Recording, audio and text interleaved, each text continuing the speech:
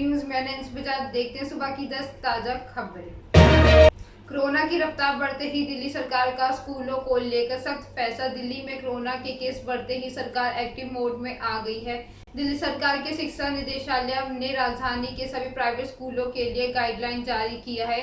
इसमें यह बताया गया है कि अगर किसी स्कूल में कोविड केस मिलता है तो स्कूल प्रशासन को तुरंत शिक्षा निदेशालय को सूचित करना होगा। इसके साथ ही स्कूल को कुछ समय के लिए पूरी तरह से बंद किया जाएगा। देशों में बताया गया है कि किसी बच्चा या किसी स्टाफ में लक्षण दिखे तो स्कूल प्रशासन को निदेशालय के संबंधित विभाग को पूरी और स्पष्ट जानकारी देनी होगी। लिंचिंग केस में दिल्ली पुलिस बस दिल्ली का मुजफ्फरगढ़ रोड गांव छावला वक्त रात 2:10 पुलिस को पीसीआर पर कॉल आई। शनि मंदिर के पास एक फार्म हाउस के अंदर गाय कट रही है, हम बाहर खड़े हैं। घटनास्थल पुलिस थाने से 1 किलोमीटर में से भी कम की दूरी पर है, लेकिन पुलिस का फार्म हाउस पहुंचने में करीब 45 मिनट लग गए। दिल्ली पुलिस की एफआईआर के मुताबिक पुलिस जब घटनास्थल पर पहुंची तो गोरक्षा दिल्ली के 15-20 कार्यकर्ता मौजूद थे। राजा राम नाम के शख्स ने अलावा 3-4 और लोग घायल थे।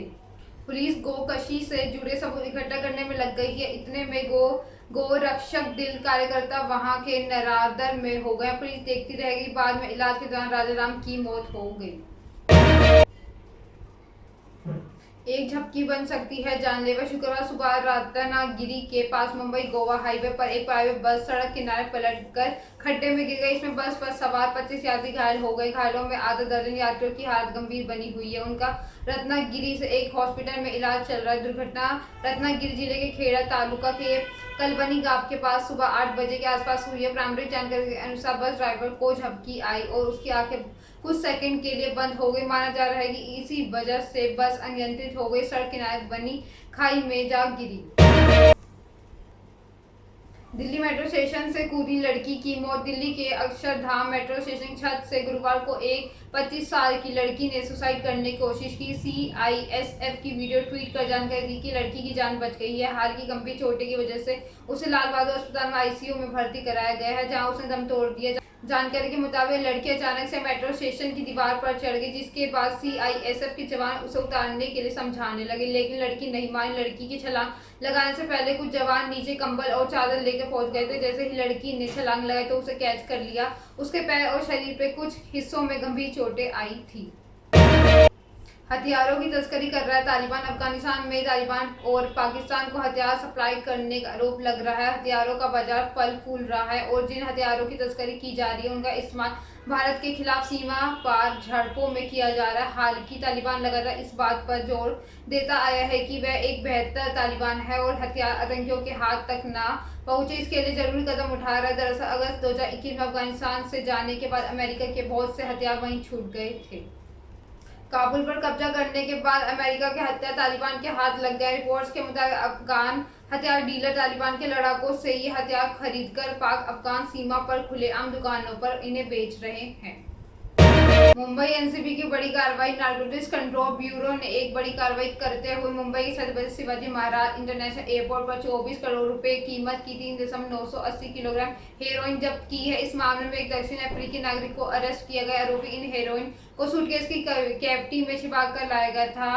पूछताछ की जा रही है। उसे केस में जल्द ही कुछ और गिरफ्तारी हो सकती है। खास यह है कि आज आईएएस अफसर अमित फक्कड़ गाप्टे को Mumbai narcotics control bureau NCB का नया जोनल डायरेक्टर बनाया गया है।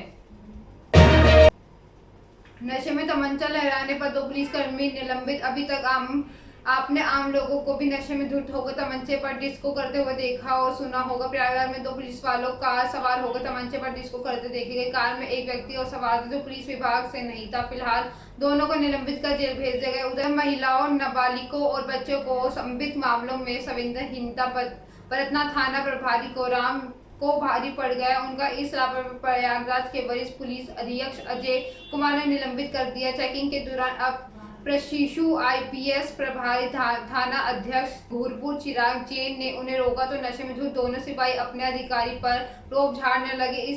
इस हिमाकत पर तत्काल सिपाही कुशल त्रिवेदी और सिपाही मोहम्मद आरिफ सिद्दीकी को गिरफ्तार कर जेल भेज दिया है। मैनपुरी में नर्सिंग होम पर बच्चा बदलने का आरोप। मैनपुरी क्षेत्र में कस्बे स्थित नर्सिंग होम पर बच्चा बदलने का आरोप लगा है। आरोप लगने से हड़कंप मच गया। घटना की तहरीर परिजनों द्वारा पुलिस को दी गई है। पुलिस मामले की गंभीरता से जांच कर मामला बेवा थाना क्षेत्र में स्थित Janki hospital and nursing home का है, जहां एक महिला ने बच्चा बदलने का आरोप लगाकर सनसनी फैला दी है। थाना बेवा क्षेत्र के नगला पानी निवासी अतुल कश्यप की पत्नी पूजा को प्रसव के लिए गुरुवार बेवा स्थित जानकी हॉस्पिटल में भर्ती कराया गया था, जहां दोपहर करीब 12 बजे पूजा को प्रसव हुआ और वह कुछ देर बाद पूजा की सास रामवती से आरोप लगाया है कि उनकी पुत्र वधु पूजा ने पुत्र को जन्म दिया था, लेकिन उन्हें बेटी बताई जा रही है। अस्पताल में मौजूद नर्सों ने नाती होने की बता देकर भी शगुन मांगा था, लेकिन इसी बीच एक नर्स बच्चे को दूसरे कमरे में ले गई और लौट के आई तो उसकी गोद में बेटी थी। परिजनों के द्वारा नर्सिंग होम पर काफी देर बवाल किया गया, जिसकी सूचना मिलने पर पुलिस मौके पर पहुंच गई। परिजन द्वारा घटना की तहरीर थाने में दी गई है। जांच ने पुलिस नर्सिंग होम संचालिका से भी आरोपों को लेकर बात की सच्चाई जानने के पुलिस वहां लगे सीसीटीवी खंगाल रही है। पल वाले का बेटा बना आईपीएल स्टार। आईपीएल के 15वें सीजन में सनराइजर्स हैदराबाद के तेज गेंद में उमरान मलिक 153 किलोमीटर की रफ्तार से गेंद फेंककर बल्लेबाजों में खौफ पैदा कर दिया। उमरान को बेशक ज्यादा विकेट नहीं मिले, पर उनकी रफ्तार की तारीफ की जा रही। जम्मू में रहने वाले उमरान मलिक को काफी असम रणजी टीम के कोच पूर्व क्रिकेटर अजय रतरा ने उनकी गेंद की रफ्तार को देखने के बाद अपने खिलाड़ियों को प्रैक्टिस कराने से मना कर दिया था। रणबीर आलिया वेडिंग। रणबीर कपूर और आलिया भट्ट शादी के बंधन में बंध गए हैं। मुंबई के पारी हिल स्थित घर वास्तु अपार्टमेंट में दोनों ने पंजाबी रीति रिवाज से 7 फेरे लिए हैं। इसमें पहले कपल की हल्दी चूड़ा सेरेमनी और कुल देवता की पूजा जैसी सभी रस्में हुई, जिसमें दोनों के फैमिली मेंबर्स, क्लोज फ्रेंड्स और कुछ सेलेब्स भी मौजूद रहे। अब सोशल मीडिया पर mister and Mrs Kapoor trend हो रहा है। शादी के बाद कपल ने नए घर के बाहर आकर मीडिया के सामने पहली पब्लिक अपीयरेंस दी है। इस दौरान रणवीर ने आलिया को गोदी में उठा लिया, जिसका वीडियो सामने आया। कपल अब सिद्धिविनायक मंदिर भगवान गणेश का आशीर्वाद लेने भी जाएंगे। यदि सुबह की 10 ताजा खबरें ऐसे अपडेट्स के लिए बने रहे हमारे साथ। हमारे चैनल को लाइक करें, कमेंट करें एंड सब्सक्राइब करना ना भूलें। धन्यवाद।